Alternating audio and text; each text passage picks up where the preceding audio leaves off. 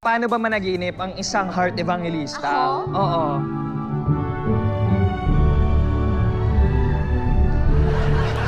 Ay, iba! Charot. Grabe! Ba't pag ako may tulo ng lawal? Walang ganun sa akin, ah. Pero ibang klase ka talaga na nanaginip pa lang eh, no? Parang nasa photoshoot pa rin, aurang-aura. Siyempre, you never know, di ba? Sino nakatingin? Yung maaso ko. What's up? Yun! Okay! Parang hindi yata kayo napapagod. Anong vitamins nyo? Ano lang po to, kahirapan. And for you? Gipit na po talaga. Ang ganda niyo po, Grabe. madam. Ikaw naman din!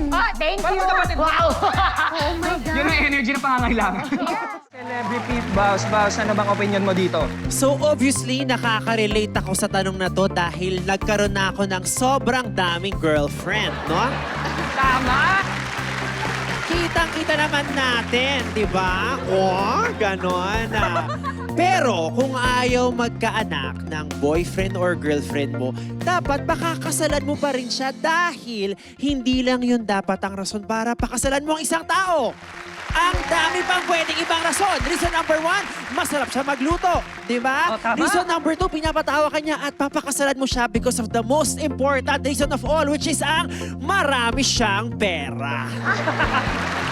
Alamin na nga natin, ano kaya ang sinasabi ng isang Diyosa? Alam mo, ito, ako lang personally, papakasalan ko pa rin para forever ako yung baby niya. Pareho sila ng sagot. Bakit yun ang sagot mo? Actually, hindi ko pa naman po na-experience, pero feeling ko lang, Which part yung hindi mo na-experience? yung love. Never pa po ako nagpa-love life. NBS before. So I just, feeling ko lang, mas masakit marinig yung may mahal na akong iba.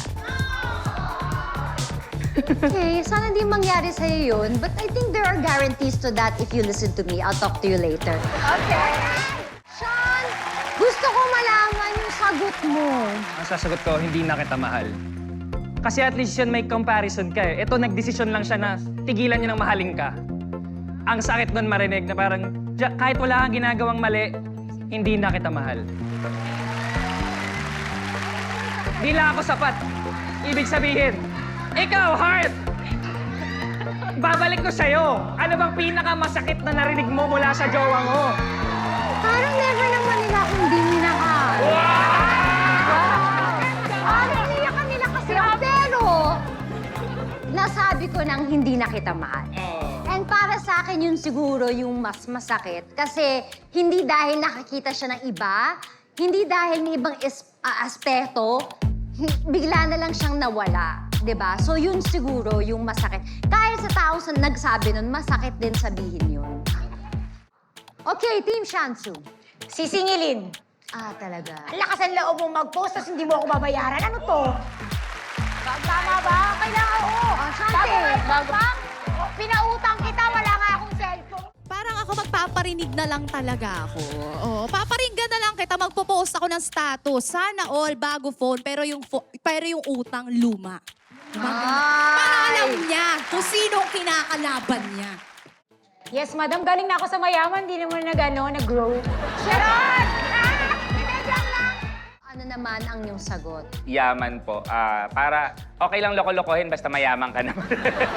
Okay lang umiyak sa yate kesa sa bus. Yan! Ano? Sa yate ang gusto mo?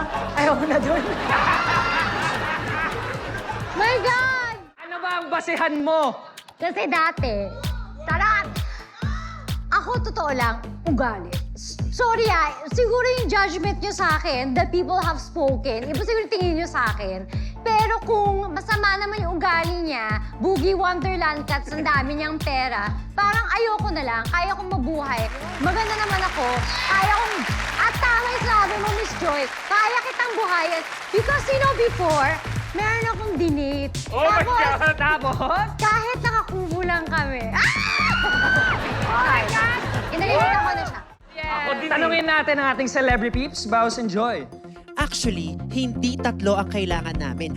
Isa lang, at yun ay ang mabait na boss. Oh! Dahil pag mabait ang boss mo, hindi mo na kailangan lumabas ng bahay, manghingi ka ng work from home every day. Yes, at kapag mabait ang boss mo, bibigyan ka niya ng pabahay at pakotse kahit hindi mo naman kailangan kasi work from home ka nga. Diba? At pag mabait ang boss mo, hingi ka ng mataas na sweldo, ibibigay niya agad. At kapag Yeah. mabait ang boss mo, hindi ka na niya pagtatrabahuin dahil magaan na ang trabaho para sa iyo. Kaya isa lang ang kailangan namin at yun ay ang mabait na boss. Alam mo, mga abusado kayo.